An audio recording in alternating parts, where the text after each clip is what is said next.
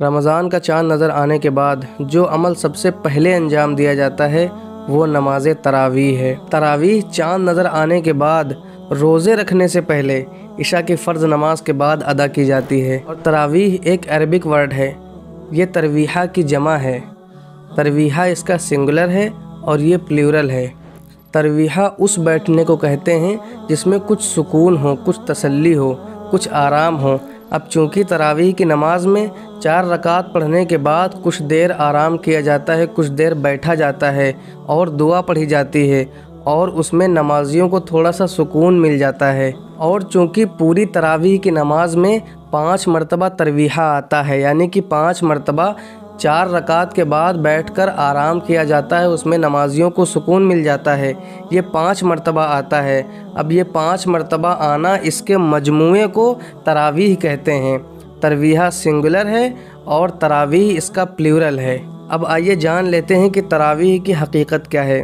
एक हदीस पाक का मफ़हूम है कि हज़रत अबू ज़र रज़ी अल्लाह तआला अन्हु बयान फरमाते हैं कि हमने आक़ाए कायनात सल्लल्लाहु अलैहि वसल्लम के साथ रमज़ान के रोज़े रखे और आप सल्लल्लाहु अलैहि वसल्लम ने हमें पूरे रमज़ान में रात में कोई भी नमाज नहीं पढ़ाई। लेकिन जब 7 दिन बाकी रह गए तो आका करीम सल्लल्लाहु अलैहि वसल्लम ने हमें नमाज़ पढ़ाई। और इसी तरह जब 6 दिन बाकी रह गए तो आप सल्लल्लाहु अलैहि वसल्लम ने हमें नमाज़ नहीं पढ़ाई।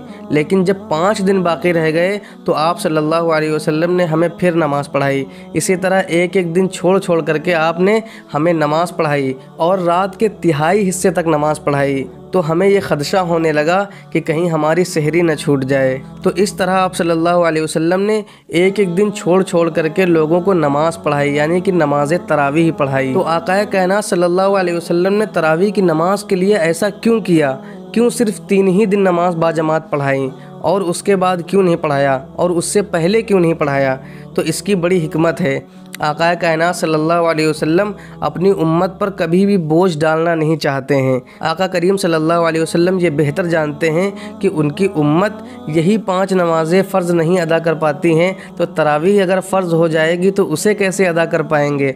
तो आका करीम सल्लल्लाहु अलैहि वसल्लम ने उसकी तरगीब तो ज़रूर दिलाई, लेकिन आक़ाए करीम सल्लल्लाहु अलैहि वसल्लम ने 3 ही दिन नमाज तरावीह इसलिए पढ़ाई कहीं ये नमाज मेरी उम्मत पर फ़र्ज़ ना हो जाए।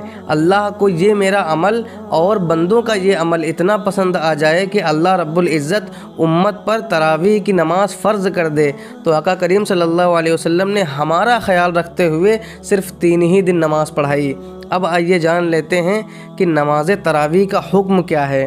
तो आप जान लें कि अब ये तो फ़र्ज़ रही नहीं, क्योंकि आका करीम सल्लल्लाहु अलैहि वसल्लम ने इसे 3 ही दिन पढ़ाया है, तो ये सुन्नत मुअक्कदा है।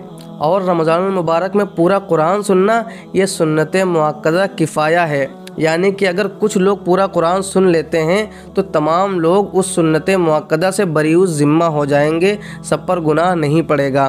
तो ये सुन्नत मुअक्कदा किफ़ाया है पूरा कुरान सुनना। और अगर आपने तरावीह छोड़ी, यानी कि कुरान नहीं सुना और प्लस आपको जो सूरह तरावीह पढ़नी थी आपने वो भी तर्क कर दी, तो आपने सुन्नत मुअक्कदा तर्क कर दी है। और हम लोगों ने एक मिसकंसेप्शन बना रखा है, एक गलत फहमी पाल रखी है कि औरतें नमाज तरावीह नहीं पढ़ सकती हैं। क्यों? इसलिए कि वो जमात नहीं कर सकती हैं, उनमें हाफिज़ा नहीं होती हैं, तो फिर वो नमाज तरावीह भी नहीं पढ़ सकती हैं। मेरे भाई, कुरान सुनना सुन्नत मुअक्कदा किफ़ाया है, मैंने आपको बताया। तो अब कोई ख़ातून अगर हाफिज़ा ना होने की सूरत में और जमात ना होने की सूरत में तरावीह को तर्क कर देगी तो वो सुन्नत मुअक्कदा को तर्क करने वाली बनेगी। तो उसके लिए भी ज़रूरी है कि वो नमाज तरावीह मुकम्मल तौर से अदा करे और पूरी 20 रकात अदा करे। और चूँकि उनमें जमात तो होती नहीं है तो वो तन्हा तन्हा ही पढ़ेंगी और कोई भी सूरह पढ़ करके तरावीह को मुकम्मल कर सकती हैं। ज़रूरी नहीं है कि पूरा कुरान ही मुकम्मल किया जाए। अब आइए ज़रा ये भी समझ लेते हैं कि तरावीह जमात के साथ कब शुरू हुई, क्योंकि आक़ाए कायनात सल्लल्लाहु अलैहि वसल्लम के दौर में और हज़रत अबू बकर रज़ी अल्लाह तआला अन्हु के दौर में कुछ लोग जमात के साथ पढ़ते थे और कुछ लोग तन्हा पढ़ते थे, लेकिन सब लोग जमात के साथ नहीं पढ़ते थे। ये हज़रत उमर रज़ी अल्लाह तआला अन्हु के ज़माने में हुआ। हज़रत उमर रज़ी अल्लाह तआला अन्हु जब मस्जिद में दाखिल हुए तो आपने पाया कि कुछ लोग तनहा नमाज़ पढ़ रहे हैं और कुछ लोग जमात के साथ नमाज़ पढ़ रहे हैं। तो हज़रत उमर रज़ी अल्लाह तआला अन्हु ने उन्हें हुक्म दिया कि सारे लोग जमात के साथ नमाज़ पढ़ें, बा जमात नमाज तरावीह अदा करें। और हज़रत उमर रज़ी अल्लाह तआला अन्हु ने हज़रत उबई इब्न काब रज़ी अल्लाह तआला अन्हु को हुक्म फरमाया कि वो तमाम लोगों की इमामत करें। तो इमामत का ताज पहनाकर उन्हें सबके सामने खड़ा कर दिया। और जब दोबारा हज़रत उमर रज़ी अल्लाह तआला अन्हु मस्जिद में दाखिल हुए तो आपने फरमाया, सुबहान अल्लाह, ये क्या ही खूब बिदअत है। यानी कि वो अमल जो हज़रत उमर रज़ी अल्लाह तआला अन्हु ने शुरू करवाया था तरावी जमात के साथ, उसको हज़रत उमर रज़ी अल्लाह तआला अन्हु ने बिदअत हसना कहकर पुकारा। अब आइए ये समझ लेते हैं कि तरावी की रकात कितनी होती हैं। कुछ लोग यहाँ पर एतराज़ करते हैं कि तरावी की 8 रकात होती हैं और वो हज़रत आयशा रज़ी अल्लाह तआला अन्हा की एक हदीस पेश करते हैं। तो मैं उस बहस में नहीं घुसना चाहता और ना ही उनका इख्तलाफ बयान करना चाहता हूँ। बस मैं आपको इतना बता दूँ कि आक़ाए कायनात सल्लल्लाहु अलैहि वसल्लम की हयात ज़ाहिरी में सही हदीस के साथ तरावी की रकात का मसाला क्लियर नहीं हुआ है, तो सहाबाए कराम के ये अमल से साबित है। और रसूलुल्लाह सल्लल्लाहु अलैहि वसल्लम ने अपनी उम्मत को हुक्म दिया कि मेरी और खुलफ़ाए राशिदीन की सुन्नत पर चलो। तो जो अमल खुलफ़ाए राशिदीन ने शुरू कर दिया है तो वो आका करीम सल्लल्लाहु अलैहि वसल्लम की रज़ा से ही चालू किया होगा, तो उनका अमल बिदअत सय्या नहीं है बल्कि बिदअत हसना है, उस पर भी चलना सुन्नत है।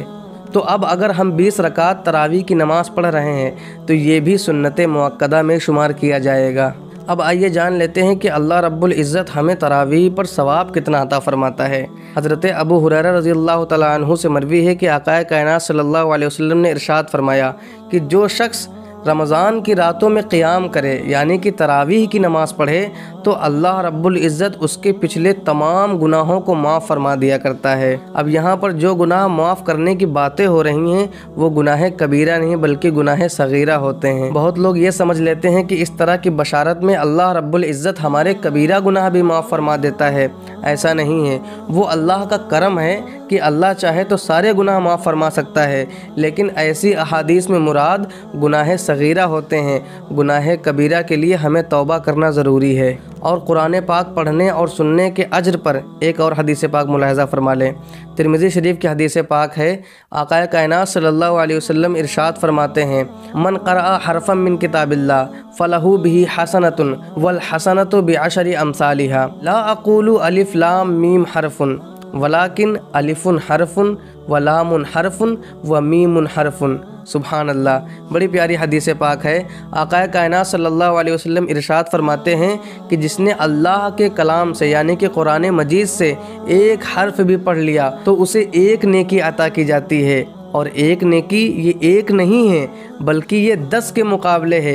बेआशरी अमसालिहा, आका करीम सल्लल्लाहु अलैहि वसल्लम ने फरमाया बेआशरी अमसालिहा, ये एक नेकी 10 नेकियों के मुमासिल है, यानी कि एक हर्फ पढ़ने पर 10 नेकियां अल्लाह रब्बुल इज़्ज़त हमें अता फरमाता है।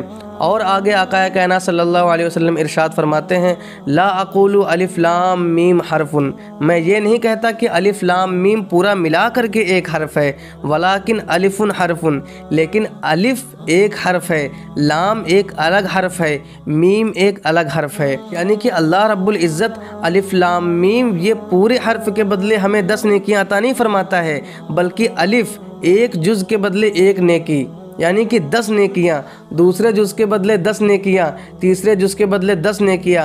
यानी अगर कोई शख्स कुरान मजीद का सिर्फ अलिफ लाम मीम पढ़ लेता है तो अल्लाह रब्बुल इज़्ज़त उसे 30 नेकियां अता फरमाता है। अब इसी का कैलकुलेशन आप रमज़ानुल मुबारक में करें कि जब हम कुरान मजीद मुकम्मल करते हैं, पढ़ते हैं और सुनते हैं तो अल्लाह रब्बुल इज़्ज़त हमें कितना सवाब अता फरमाता होगा। कितने सारे अल्फाज, कितने सारे हुरूफ कुरान मजीद में मौजूद हैं, हज़ारों लाखों हुरूफ कुरान मजीद में मौजूद हैं, उसमें दर्ज हैं, लिखे हुए हैं। जब हम उन्हें पढ़ते हैं और अल्लाह रब्बुल इज़्ज़त हर हर्फ के बदले 10 नेकियां अता फरमाता है तो बशारत है उन लोगों के लिए जो रमज़ान में कुरान मजीद पढ़ते हैं, क्योंकि अल्लाह रब्बुल इज़्ज़त रमज़ान में एक नेकी के बदले 70 गुना अता फरमाता है। तो जब हम 10 नेकियां एक हर्फ पढ़ने पर कमा लेते हैं तो अल्लाह रब्बुल इज़्ज़त उसे 70 गुना बढ़ा देता है। अब अगर आप इसे कैलकुलेट करने बैठें तो आपका कैलकुलेटर हैंग कर जाएगा और आपका दिमाग भी हैंग कर जाएगा। अल्लाह रब्बुल इज़्ज़त इतनी ज़्यादा नेकियां हमें अता फरमा देता है। तो जो शख्स तरावीह पढ़ता है और सुनता है और ख़ुद कुरान मजीद को मुकम्मल करने की कोशिश करता है, 2, 3, 4, 5 कुरान मजीद रमज़ान में मुकम्मल कर लेता है, तो उसके लिए कितना सवाब है आप ज़रा सोच सकते हैं। तो मेरे भाइयों, नमाज तरावीह का ज़रूर एहतमाम करें, क्योंकि ये सुन्नत मुअक्कदा है। अगर हम इसे तर्क कर देंगे तो एक सुन्नत तर्क हो जाएगी, और सुन्नत का तर्क करना ये सुन्नियों की अलामत नहीं है। मेरे भाइयों, तरावीह का ज़रूर एहतमाम करें। और आप हज़रात के जहन में जो भी सवाल तरावीह के मुताल्लिक़ गर्दिश कर रहे हो तो आप हज़रात कमेंट बॉक्स में ज़रूर पूछें। इंशाअल्लाह अज़ीज़ मैं उसका जवाब देने की कोशिश करूँगा, और अगर नहीं हो सकेगा तो मैं इंशाअल्लाह उस पर वीडियो बना दूँगा डेडिकेटेड। फ़िलहाल के लिए रुख़्सत चाहता हूँ। अस्सलामु अलैकुम वरहमतुल्लाहि वबरकातुहू।